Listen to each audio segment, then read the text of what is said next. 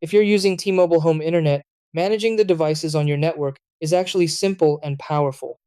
Through the T-Mobile app or by signing in at internet.t-mobile.com, you can see every device connected to your Wi-Fi in real time. Instead of staring at random MAC addresses, you can rename each device to something clear like living room TV or John's laptop, making your network easy to organize.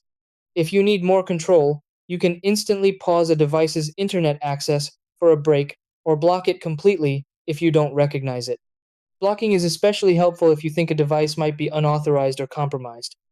You can also set priority levels so important devices like work computers get faster, more stable bandwidth using built in quality of service controls.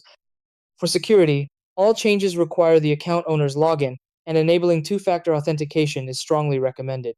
The latest app updates even use smart detection features to suggest device names based on usage patterns. Every action is recorded in your account history, giving you full visibility and control over your home network.